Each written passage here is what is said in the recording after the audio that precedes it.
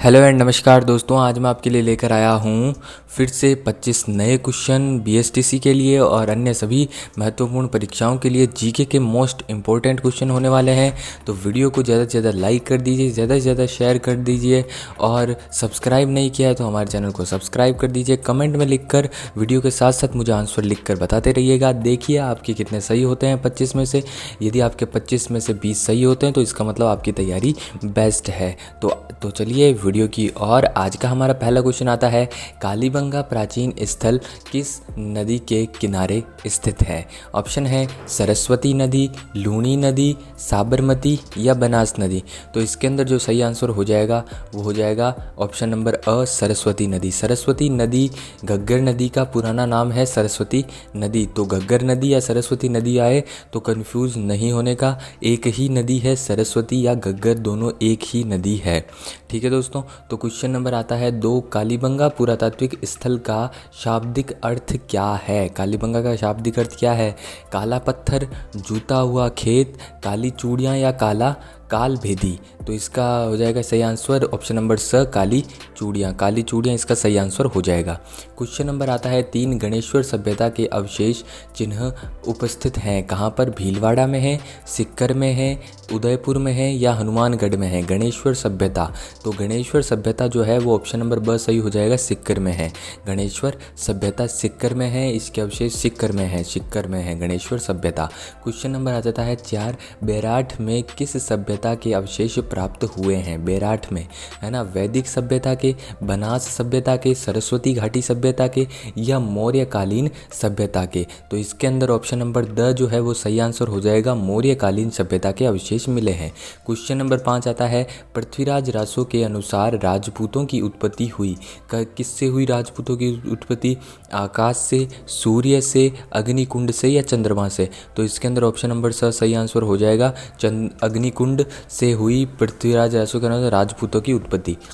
Question number 6 आता है, राजस्थान में प्रतिहार वंश के संस्थापक हरिश्चंद्र की राजधानी थी मेड़ता, मंडोर, जालौन या भीनमाल? तो कौन सी राजधानी थी? ऑप्शन नंबर ब सही आंसर हो जाएगा, मंडोर। मंडोर थी प्रतिहारों की पहली राजधानी। क्वेश्चन नंबर 7 आता है, जोधपुर के निकट ओसिया में मंदिरों का निर्माण किसने करवाया? राठौड़ों ने, कछवाहा ने, चौहान ने, प्रतिहार ने? तो इसके अंदर ऑप्शन नंबर स सही आंसर हो जाएगा, चौहानों ने ओसिया के निकट मंदिरों का निर्माण करवाया जोधपुर में। ठीक है, क्वेश्चन नंबर 8 आता है अपने, चौहान राजवंश के प्रथम पुरुष निम्न में से कौन थे?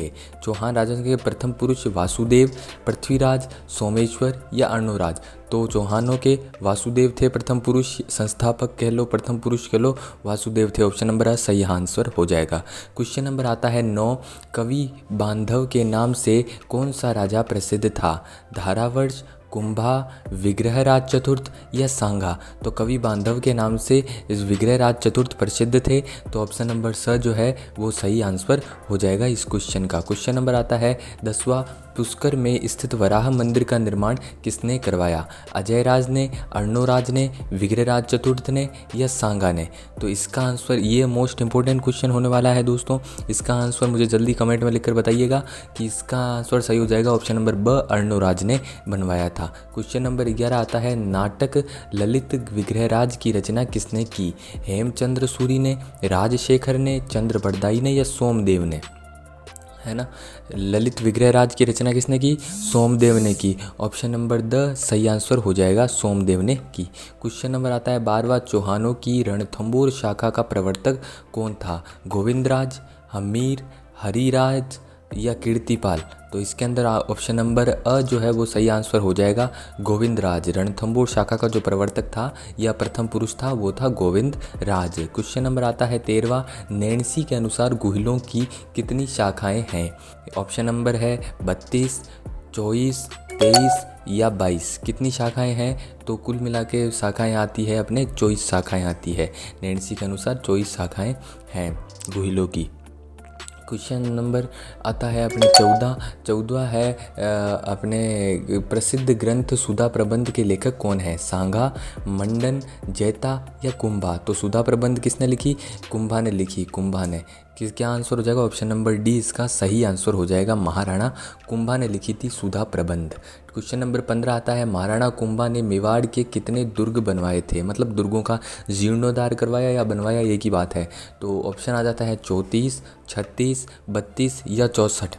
तो मेवाड़ के कितने दुर्ग बनाए थे? ऑप्शन नंबर स सही हो जाएगा, 32 दुर्गों का जीर्णोद्धार करवाया था। क्वेश्चन नंबर आता है अपने 16वां, राणा सांगा ने इब्राहिम लोदी को किस युद्ध में परास्त किया था?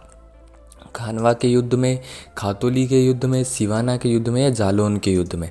तो इसके अंदर आता है महाराणा सांगा ने इब्राहिम लोदी को खातोली के युद्ध में पराजित किया था। ऑप्शन नंबर ब इसका सही आंसर हो जाएगा, खातोली का युद्ध। क्वेश्चन नंबर आता है 17वां, किस युद्ध में मेवाड़ राणा सांगा ने बाबर की सेना को हराया था? तो वो खानवा के युद्ध में, खातोली के युद्ध में या बयाना के युद्ध में या जालौन के युद्ध में? तो उसमें आ जाता है ऑप्शन नंबर स सही आंसर हो जाता है, बयाना का युद्ध। बयाना के युद्ध में हराया था बाबर की सेना को राणा सांगा ने। क्वेश्चन नंबर आता है नेक्स्ट 18वां, द्वितीय साका के समय चित्तौड़ पर किसने आक्रमण किया? ये दोस्तों मिसअंडरस्टैंडिंग हुई है, साका होगा। तो किसने आक्रमण किया था चित्तौड़ ने? चित्तौड़ पर बहादुर शाह ने आक्रमण किया था। ऑप्शन नंबर ब इसका सही आंसर हो जाएगा, बहादुर शाह ने आक्रमण किया। क्वेश्चन नंबर 19 आता है, शासक बनने से पहले कौन कीका के नाम से जाना जाता था?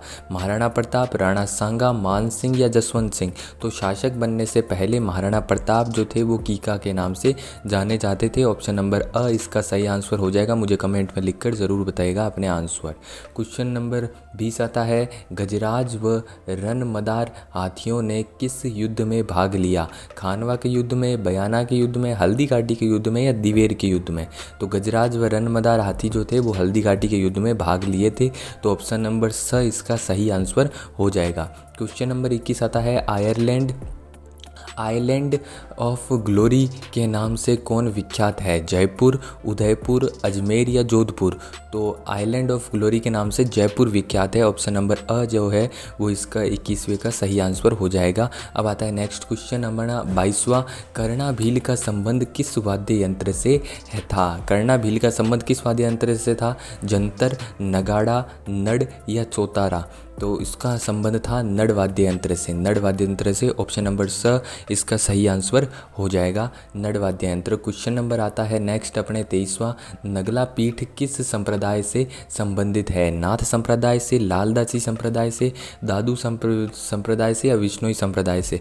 तो इसका संबंध है लालदासी संप्रदाय से। ऑप्शन नंबर ब इसका एकदम सही वाला आंसर हो जाएगा, ऑप्शन नंबर ब, नगला पीठ का। क्वेश्चन नंबर 24वां है, कुंडा पंथ के प्रणेता व पथ प्रदर्शक कौन थे? कुंडा पंथ के घोगा जी, पाबू जी, रामदेव जी या मल्लीनाथ जी? ये क्वेश्चन मैं आपके लिए छोड़ता हूँ, आप मुझे कमेंट में लिखकर इसका आंसर ज़रूर बताइएगा दोस्तों, इसका आंसर क्या होगा। फिर आता है क्वेश्चन नेक्स्ट अपना 25वां, मारवाड़ी के साहित्यिक रूप को क्या कहा जाता है? पिंगल कहा जाता है, डिंगल कहा जाता है, मारवाड़ी कहा जाता है या रागड़ी कहा जाता है? इसका आंसर भी आप मुझे कमेंट में लिखकर ज़रूर बताइएगा दोस्तों, मैं आपके कमेंट का इंतज़ार करूंगा, आपके आंसर का इंतज़ार करूंगा। तो दोस्तों वीडियो कैसा लगा हमें कमेंट में लिखकर बताइएगा। शेयर सब्सक्राइब नहीं किया तो शेयर सब्सक्राइब कर दीजिएगा, लाइक नहीं किया लाइक कर दीजिएगा। वीडियो को अंत तक देखने के लिए आपका बहुत बहुत धन्यवाद। फिर मिलता रहूँगा, ऐसे ऐसे नए वीडियो लाता रहूँगा। BSTC की परीक्षा तक हमारा लक्ष्य है 450 प्लस अंक प्राप्त करना BSTC में। तो दोस्तों बने रहिएगा मेरे साथ अंत तक।